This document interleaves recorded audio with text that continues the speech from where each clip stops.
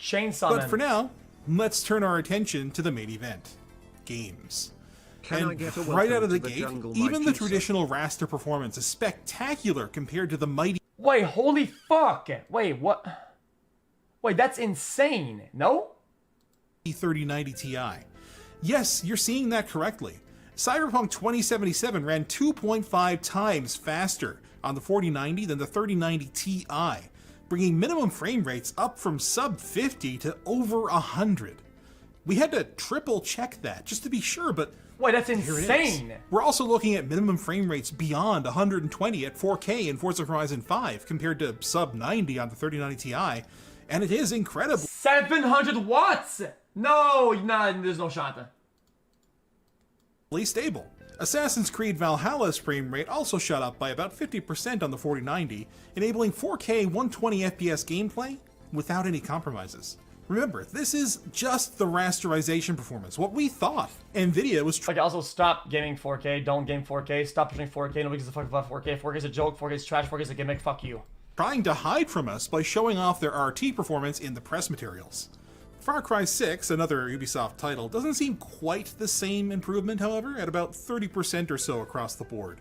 It's not bad, like, not at all, but I'm just ruined. Yes, it's not in a few years. You know, dude, if you want to go live in the future, bro, put the fucking Mark Zuckerberg headset on, put your fucking face tracker, leg tracker, put your dildo on, your fucking far range, garbage ass fleshlight director up your asshole or some shit like that. If we live in the future, make a fucking time machine. We live in the current year, a day and age of right now. Who gives a fuck about the future? Who cares? And after Who cares? seeing Who those cares? other Who cares? results. Improvements continue to become more modest in Shadow of the Tomb Raider, where we're likely starting to get CPU limited. At 4K. I'll let that sink in for a moment, maybe wash it down with a big swig from our Chungus 64-ounce water bottle from LTDstore.com. Flipped on its head. The RTX 3090 Ti outperforms the 4090 throughout multiple runs. It's especially surprising because the GPU core clocks and the load remained high. I mean, if you've got an explanation, I'd love to see your take in the comments. Dropping the resolution down to 1440p I don't know how that works. There could seems be a lot like of we're reasons for becoming that. even more CPU bound. But There could be a lot of reasons for that. I guess fucking engine or some shit, or like it's an old game, whatever. But whatever. critically, the minimum frame rates in Forza Horizon 5 are massively improved. That's huge. Making for a smoother overall experience. CPU. Like, makes sense. Interestingly, CSGO actually manages to return to normalcy at 1440p, so I don't know, maybe we've got a driver bug at 4K or something. What do you mean, Now, bro, what? do you still remember that It's an old Cyberpunk result? Yeah, okay. Okay, so check this out. We're going from 25 FPS on average on the 3090 Ti to a staggering 96 FPS on the 4090 at 4K. That's massive, but the reason why this is, I think, is because the 4090 has like a chat. Doesn't the 4090 they said had like some new tech in it that rearranges the workload when it comes down to ray tracing or whatever the fuck, right? It makes it getting more frames because the priority they have in the system.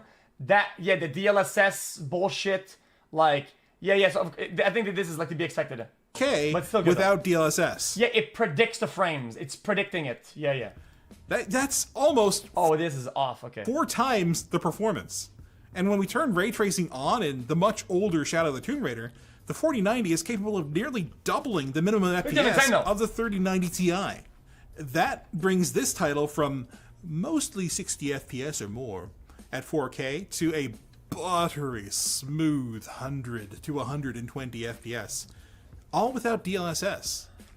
With DLSS, in performance mode, Cyberpunk manages an average of 144 FPS, with 1% lows over 120 that's FPS. massive. That's right, you can get buttery smooth 4K 120 Jesus with ray Christ. tracing on this card if you're okay with DLSS.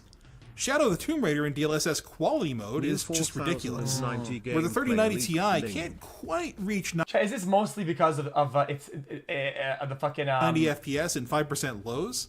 The 4090 Because of is the ray fast tracing? enough to comfortably drive a 144Hz 4K monitor. Because ray tracing without the new thing is like hardcore because it has so much reflections and shit like that. And because of the new thing, it skyrockets because of Now, the... you might be wondering about the new DLSS 3.0, NVIDIA's AI frame generation technology. Yeah, I'm right about this. We're wondering too.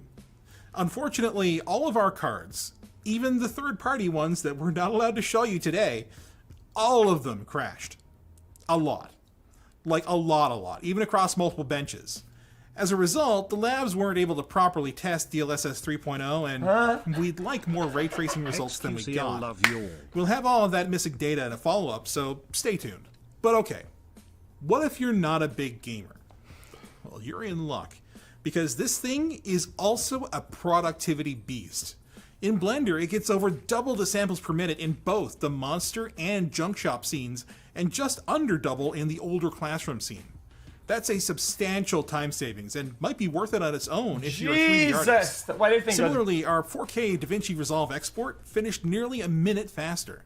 A difference of roughly 25%, something that'll also add up over time, especially for timelines with a lot of rendered graphical effects. That's insane. SpecViewPerf, meanwhile, shows massive gains across the board, with the most substantial improvements in 3ds Max, Maya, Medical, and SolidWorks at nearly double the score. While Creo only saw a modest performance improvement of around 10%. I know this is. Still, this is like looking at a completely different class of GPU. Not a typical generational improvement. With all of these performance gains, guys, I don't know what any of this shit is. NVIDIA had right now. It's nearly as fast as NVIDIA's existing H.264 I'm not a big tech H.265 encoders, which is pretty impressive. That's cool, Of course, all of these power target that NVIDIA... Yes, I want to see power consumption. After this, I'm done. The power draw. In order to reach the power target that NVIDIA set for it, the RTX 4090... Watch the AV1? It's not everything either. Another big part of productivity that many companies, Intel and Apple included, are taking very seriously is video encoding. And NVIDIA's out to prove that they're not sleeping on the job. What, video encoding? Only do you get the same high-quality encoder that first debuted on the RTX 20 series as we saw on our... Yeah, this is what we used to for stream, yeah. What about it? DaVinci Resolve test, but you get two of them, and they're both capable of AV1. AV1 is the new codec that's likely to take over for live and on-demand streaming on sites like YouTube and Twitch. And while it can produce significantly better video quality at the same bit rates, it's significantly more time-consuming and difficult to encode, unless you have hardware dedicated for it. Intel Arc launched with it as a headline feature, and it's a safe bet that it'll become more important as time goes on. Unfortunately, we don't have the time right now to do a proper test of it for the review, so again, stay tuned for a future video comparing AV1. Wait, this could be revolutionary, legit. Chat, guys, could this Intel Arc combo be actually better than the current encoding with NVENC or not? Encoders. What I can tell you today is that it's nearly as fast as NVIDIA's existing H.264 and H.265 encoders, which is pretty impressive. Of course, all of these capabilities come with some drawbacks. The first of which... Wait, did the comment get some info wrong? I was hoping AMD won't disappoint. I'm disappointed. I haven't seen cards get bounced. The price in the cards are beyond crazy. This is the first card. Edit. Anthony posted the comments in the issue, but the confirmed DLSS was a different setting. It wasn't setting. Oh, they fucked up the DLSS bullshit benchmarks. Okay, cool. The power draw. In order to reach the power target that NVIDIA set for it, the RTX 4090 universally requires an ATX 3.0 connector and comes with adapters for it in the box. As the specs indicated, our RTX 4090 draws nearly as much power under gaming load as the RTX 3090 Ti. This is not bad. Though it did stay closer to 425 watts than its rated 450.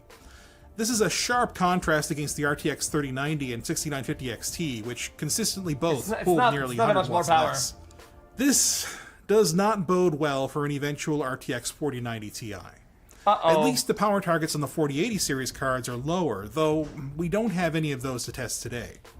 When we hit the RTX 4090 with a more demanding load via MSI Combustor, power consumption skyrockets to the red line for both the RTX 4090 and the 3090 Ti. Though, curiously, about halfway through, it kind of dips down to about 440, which is kind of strange.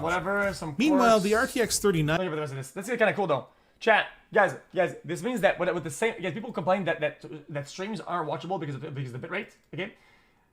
Let me say something in the chat, it's kind of cool, okay? Nobody asks about this shit, okay, but listen. Nah, lil bro, dead ass me gameplay for the 6.5K, whatever, got leaked right? link. Right? This is not the cap that Twitch is at overall. People say, oh, dude, none of those streams look like shit because we don't have a high bit rate like YouTube, but because YouTube doesn't have enough, a lot of streamers compared to Twitch, but whatever, right? This means that we have better quality for the same bit rate, which is a massive deal. I mean, the streams are going to be better to watch with the same bit rate limitations that Twitch are setting. Who cares any of this shit? Fuck me, man. Who cares about this shit?